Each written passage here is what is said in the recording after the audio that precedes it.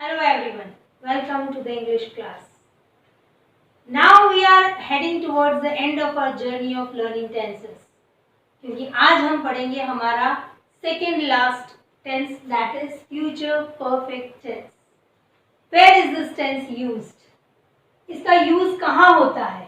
To express or denote an action that someone will have completed. मतलब यहाँ पर भी एक्शन कंप्लीट हो जाएगी, लेकिन विल हैव कंप्लीटेड मतलब फ्यूचर में होगी. कंप्लीटेड बाय और before some time in future. Before some time, by some time मतलब किसी समय तक, किसी समय तक या किसी समय पहले. फ्यूचर के किसी टाइम तक या किसी समय पहले वो काम कंप्लीट हो गया होगा. ठीक है. It is not related, it has not to do anything with the present या पास्ट. ये फ्यूचर की बात है कि फ्यूचर में किसी पर्टिकुलर टाइम तक या किसी पर्टिकुलर टाइम के पहले ये काम कंप्लीट हो गया होगा. ऐसा अजम्पशन है, ऐसा मानते हैं, तो उसमें ये आप टेंस यूज करते हैं. Better we will understand by the examples. My teacher will have taught all the tenses by next week. See here, ये आपको बताता है फ्यूचर टाइम, इस समय तक, नेक्स्ट वीक आने तक. ठीक है, बाय नेक्स्ट वीक मेरे टीचर ने विल हैव टॉट टेंसेस सिखा दिए होंगे. All the tenses, will have taught all the tenses. Teach का थर्ड फॉर्म यूज हुआ है, जैसे पहले बोला हुआ है आपको. परफेक्ट मतलब थर्ड फॉर्म, तो यहाँ पे हमारा मेन वर्ब रहेगा थर्ड फॉर्म में. ठीक है, ओके. चुका, चुकी, चुके, third form. And third form के आगे हमेशा हैव की फॉर्म आती है. ये फ्यूचर है. अब हैव की कोई फ्यूचर फॉर्म नहीं होती है. फर्स्ट फॉर्म होती है have has, third second form होती है हैड, थर्ड फॉर्म भी हैड होती है. तो यहाँ फ्यूचर की कोई फॉर्म नहीं होती है. फ्यूचर के लिए तो हम हमेशा विल और शैल ही लगाते हैं. ठीक है, पर हैव होना जरूरी है क्योंकि ये मेन वर्ब थर्ड फॉर्म में है, तो यहाँ पे हैव ही रहेगा. तो आपका टेंस के जो वर्ब की फॉर्म रहेगी वो विल हैव और शैल हैव, या तो विल हैव या shall have, main verb in the third form. और इसीलिए यहाँ पे विल हैव और टॉट आया. This is showing future and this is showing perfect. Teach की थर्ड फॉर्म. ओके, हैव के बाद हमेशा थर्ड फॉर्म रहती है. टीच की दोनों फॉर्म, सेकंड फॉर्म भी टॉट रहती है, थर्ड फॉर्म भी टॉट रहती है. फिर ये कौन सी फॉर्म है? थर्ड है, बिकॉज इसके आगे हैव है. ठीक है, विल हैव टॉट मतलब पढ़ा चुके होंगे. ठीक है. Priya will have cleaned. Will have cleaned मतलब उसने साफ कर लिया होगा the room by the time I reach home. मैं जब तक घर पहुंचूंगा या पहुंचूंगी, ये भी फ्यूचर है, लेकिन इंग्लिश में दो फ्यूचर टेंसेस साथ में नहीं लिखते हैं. तो जो टाइम बताने के लिए, फ्यूचर टाइम बताने के लिए जो क्लॉज होता है वो सिंपल प्रेजेंट टेंस में लिखा जाता है. ठीक है, इसलिए सिंपल प्रेजेंट टेंस में लिखा है. Bye the time I reach home, जब तक मैं घर पहुंचूंगा तब तक प्रिया ने रूम साफ कर लिया होगा. मैं घर पहुंचूंगा तब तक, ये तक आया मीन्स बाय. ठीक है, प्रिया ने कमरा साफ कर लिया होगा. Okay. I shall have decided the destination of my holidays bye tonight. आज रात तक, बाय. आज रात तक, अभी तक रात आई नहीं है, फ्यूचर में आएगी. आज रात तक मैं अपनी छुट्टियां बिताने का स्थान तय कर लिया होगा, या मैं अपनी छुट्टियां बिताने का स्थान तय कर चुका होऊंगा. ठीक है, तो शैल हैव डिसाइडेड, आई है इसलिए शैल आया. Shall have decided destination of my holidays bye tonight. Okay, this is showing future time and this is showing your future perfect tense. Will have, shall have and main verb in the third form. Then they will have reached the airport in 2 hours. Will have reached मतलब पहुंच गए होंगे या पहुंच चुके होंगे. Third form होता है चुका, चुकी, चुके, या गया, गई, गए.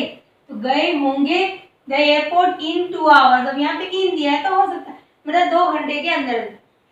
ठीक है, 2 घंटे के अंदर अंदर, वो ये भी फ्यूचर टाइम बता रहा है, तो 2 घंटे के अंदर अंदर वो एयरपोर्ट पहुंच चुके होंगे, या 2 घंटे में वो एयरपोर्ट पहुंच चुके होंगे. Then Rohan will have finished his work before 9. 9 बजे तक उसने अपना काम पूरा कर लिया होगा। This is also showing future time. ठीक है, मतलब इस समय तक, जब तक 9 बजेंगे तब तक वो अपना काम पूरा कर चुका होगा। रोहन ने 9 बजे तक अपना काम पूरा कर लिया होगा।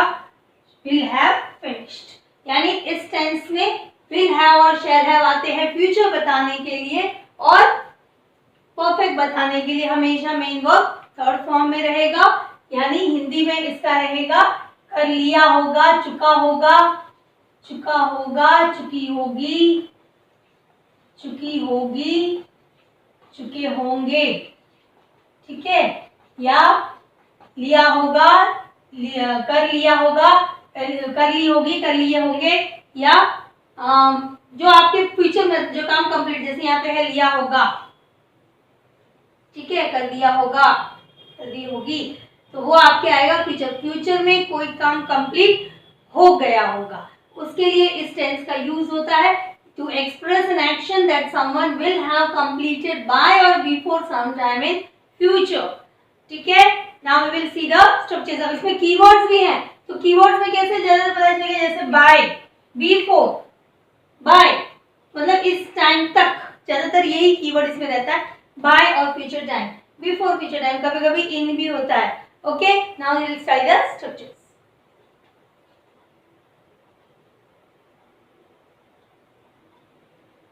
So here are our structures. First structure is declarative affirmative. Subject will have, shall have, plus main verb in the third form, by, before or in, and future time. By मतलब उस टाइम तक, before मतलब उस समय पहले, in मतलब उस समय को, यानी future. Okay, future में कोई भी टाइम दिया हो उसके पहले ये वर्ड्स आ सकते हैं। नॉर्मली by ही आता है। Subject will have पहले डिस्कस ऑलरेडी कर दिया है हमने कि will क्यों आएगा, will shall आएगा फ्यूचर बताने के लिए, और have इसलिए आएगा क्योंकि परफेक्ट के लिए मेन वर्ब थर्ड फॉर्म में होता है। थर्ड फॉर्म के पहले have की फॉर्म जरूरी है, have की कोई फ्यूचर फॉर्म नहीं होती है, इसलिए वो have ही रहेगा, will have और shall have के रूप में आएगा। ठीक है, next, now see the structure. According to the structure, the sentences are like this.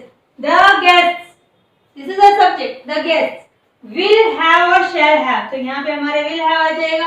will have and main verb in the third form, this is showing future perfect tense. will have arrived before evening, शाम होने से पहले guests पहुंच चुके होंगे। then we shall have eaten dinner by मतलब इस समय तक, रात के 8 बजे तक, this is showing future time.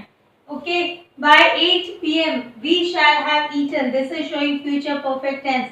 शाम के 8 बजे तक हमने खाना खा लिया होगा, रात का खाना खा लिया होगा।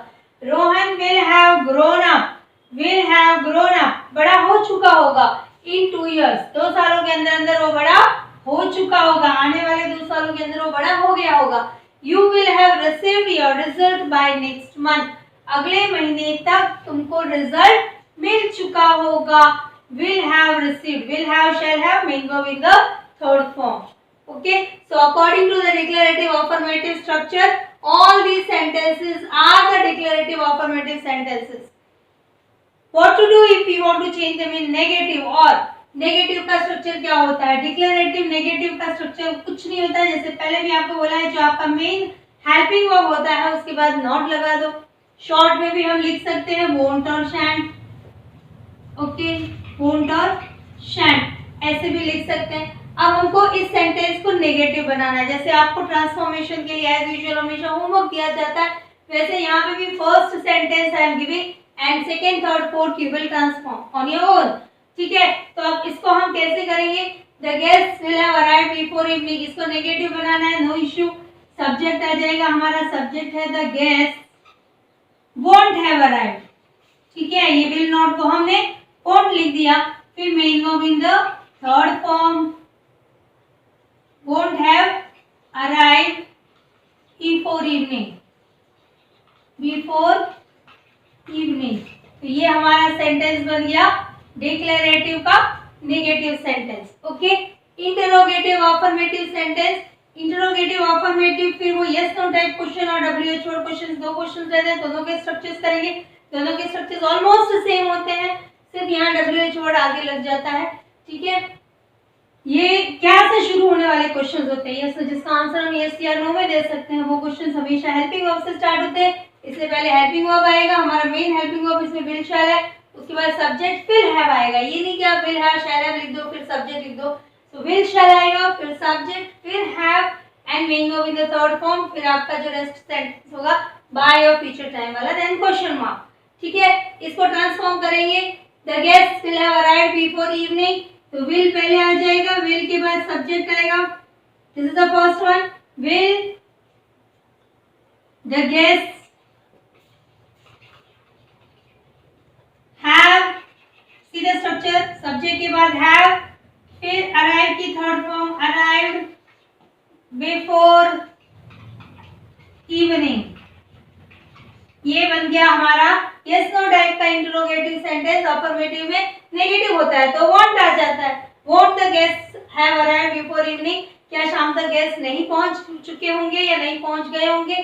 देन WH वर्ड का क्वेश्चन, कुछ नहीं, WH वर्ड पहले लग जाएगा। आपको पहले सोचना है कि इससे कौन सा WH वर्ड क्वेश्चन बन सकता है। The guest will have arrived before evening, तो इसका आपका क्वेश्चन है हु विल हैव अराइव्ड, कौन पहुंच चुका होगा। ठीक है, या गेस्ट कब पहुंच चुके होंगे। दो क्वेश्चंस बनेंगे, हम दोनों के इंट्रोगेटिव बनाएंगे। The guest will have arrived before evening, तो ये आ जाएगा WH वर्ड, फिर वो का वो स्ट्रक्चर विल शैल, फिर सब्जेक्ट, फिर have, main verb in the third form and then the rest sentence.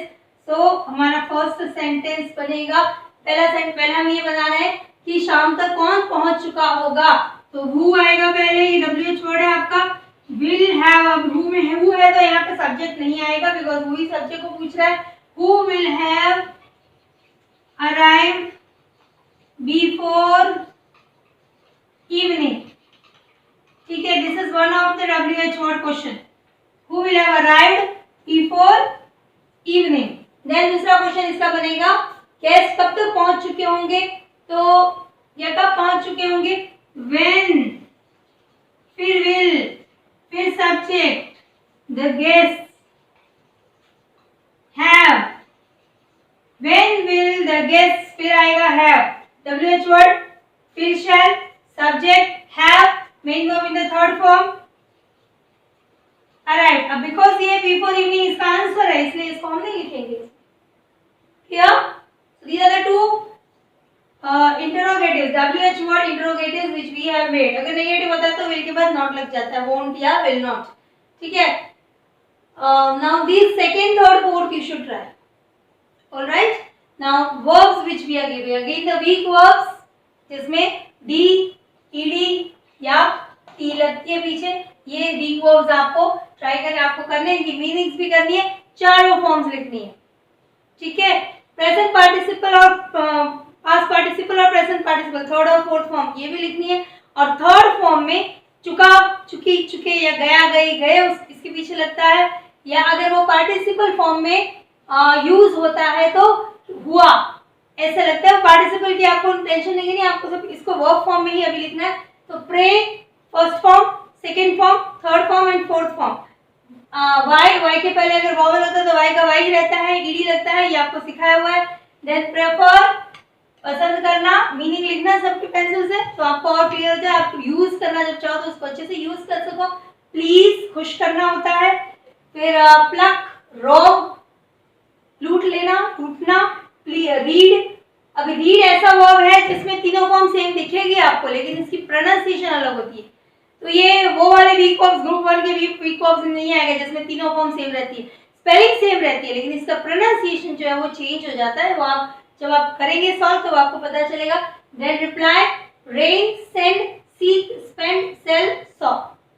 These are the verbs जिसकी आपको मीनिंग्स समझनी है, लिखनी है और उनकी फॉर्म्स करने और फॉर्म्स की भी मीनिंग लिखनी है। These are your sentences of your translation. ये आप ट्रांसलेट करेंगे इंग्लिश में और इससे आपका जो फ्यूचर परफेक्ट टेंस है वो और ज्यादा क्लियर हो जाएगा। हमारे मूवी देखने से पहले वे देख चुके होंगे, उन्होंने मूवी देख ली होगी। जब हम घर पहुंचेंगे क्या वे निकल चुके होंगे। This is interrogative. ओके, ये इंट्रोगेटिव क्वेश्चन है, यस नो टाइप का क्वेश्चन है। देन बुधवार तक उसने यह किताब पढ़ ली होगी। बुधवार आएगा तो उस समय तक उसने ये किताब कंप्लीट कर ली होगी। और फूल तोड़ने से पहले उसने समय देख लिया होगा। Try to do that. इसमें वर्ब्स मोस्टली वही इंक्लूड किए हुए हैं जिनकी मीनिंग आपको पता है और आप इजीली उनको ट्रांसलेट कर सकते हैं अगर आपके स्ट्रक्चर्स अच्छे से पढ़े हुए हैं. Alright, practice well. Now before leaving we will see the homework of the answers to the homework of your last class. But first take the screenshot.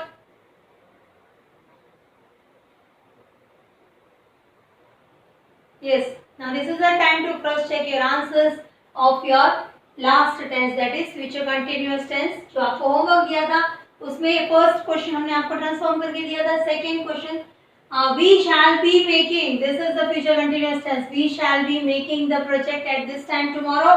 Present continuous का डिक्लेरेटिव अफर्मेटिव है, उसका declarative negative, that is the be structure से match करे.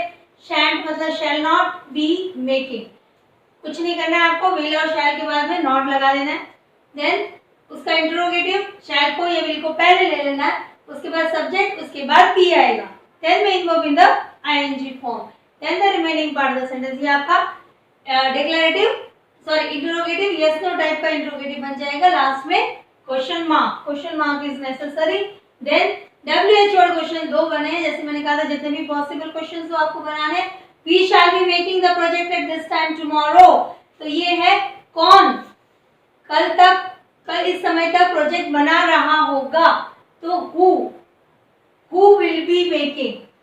आपका interrogative का structure होता है will shall plus subject plus be from main verb, लेकिन यहाँ पे सब्जेक्ट नहीं होता है, who है इसलिए सब्जेक्ट नहीं होगा तो will be making साथ में आएगा. तो कल इस समय तक कौन प्रोजेक्ट बना रहा होगा. एंड दूसरा क्वेश्चन इसमें से बनेगा कल इस समय तक हम क्या बना रहे होंगे. तो यहाँ पे आपके will shall के बाद में सब्जेक्ट लगेगा, then be and main verb in the ing form. ये आपका इंट्रोगेटिव का स्ट्रक्चर है. shall will subject be main verb in the ing form, उसके पहले WH वर्ड लग जाएगा. क्या What shall we be making at this time tomorrow. कल हम इस समय क्या बना रहे होंगे. ठीक है, और कोई क्वेश्चन बने तो आप बना सकते हैं. Then Neha will be staying in hostel at this time next year. इसका नेगेटिव बनाना है, डिक्लेरेटिव नेगेटिव, तो will के बाद में नॉट लग जाएगा या won't लगा देंगे शॉर्ट में. Neha will not be staying और Neha won't be staying in hostel at this time next year. Interrogative बनाना है, will पहले ले लेंगे. Will Neha be staying in hostel at this time next year और क्वेश्चन मार्क. ठीक है, WH word question Neha will be staying in hostel eight this time next year का WH question बनेगा कौन इस समय तक अगले साल इस समय तक हॉस्टल में रह रहा होगा. इस समय तक नहीं, इस समय एट दिस टाइम. अगले साल कौन इस समय हॉस्टल में रह रहा होगा. तो ये आपका WH वर्ड क्वेश्चन बन जाएगा who.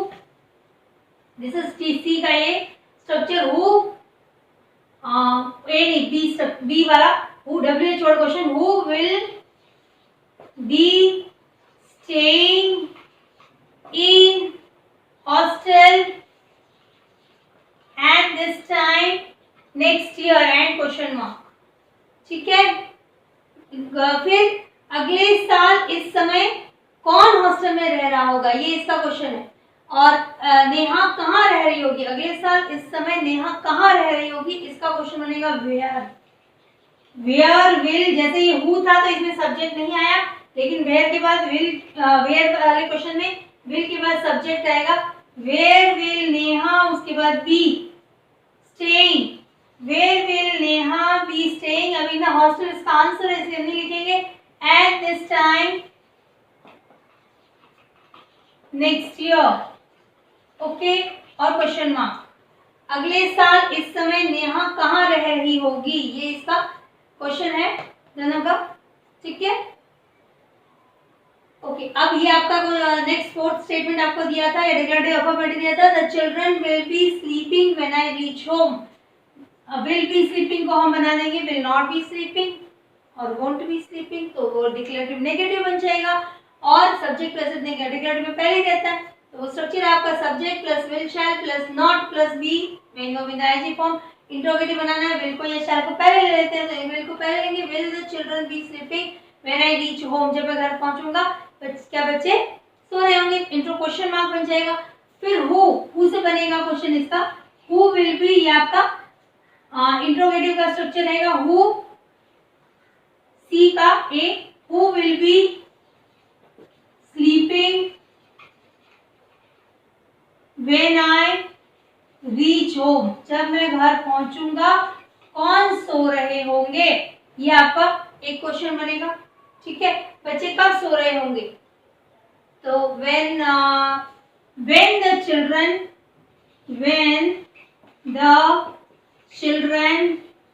when will I'm sorry, आपके स्ट्रक्चर में will पहले आएगा। when will the children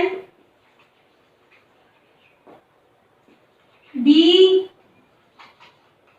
sleeping, अब इसका क्वेश्चन, ये जो when I reach home, ये इसका आंसर, इसलिए यहाँ पे क्वेश्चन में ये नहीं आएगा।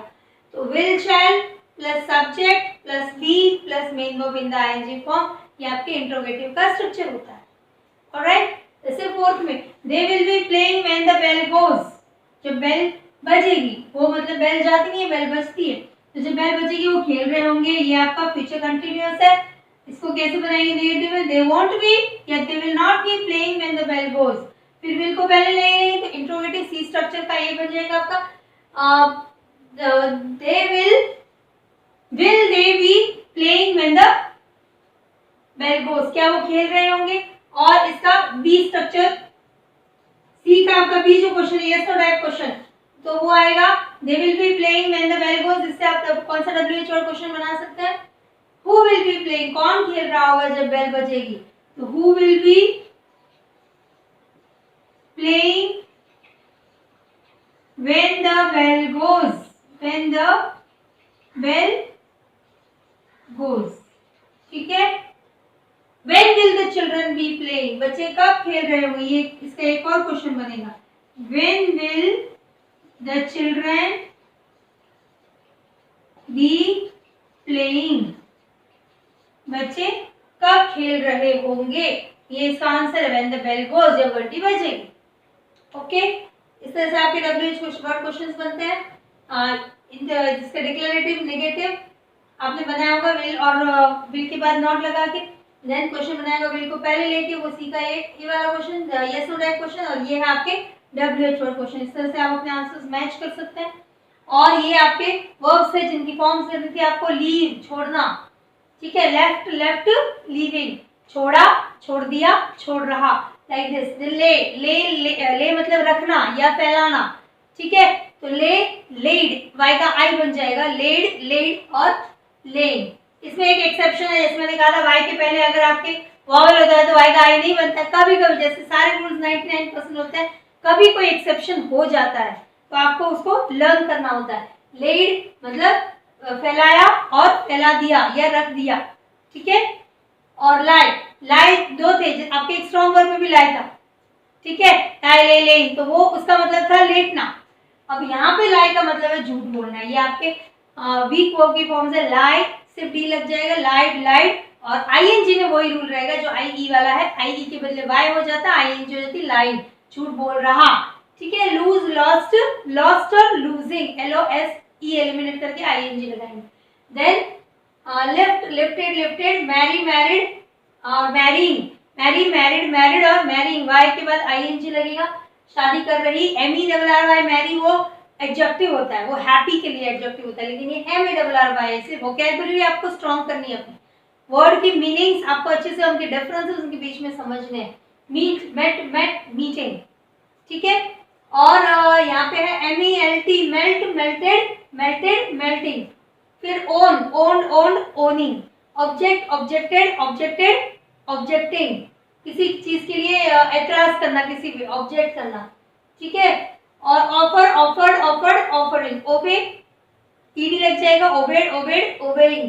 परमिट में डबल टी हो जाएगा जब आप ईडी लगाओगे, लास्ट लेटर के पहले वॉवेल होता है उसको डबल कर लेते हैं, परमिटेड। ऑलराइट, फिर ये आपके ट्रांसलेशंस है। ही विल बी कॉलिंग मी, वो मुझे बुला रहा होगा, will be calling future continuous. The kids will be missing मी, बच्चे मुझे याद कर रहे होंगे, will be missing. When you see him, जब तुम मुझे देखोगे, ही विल बी, उसे देखोगे, ही विल बी स्लीपिंग, वो सो रहा होगा, ठीक है।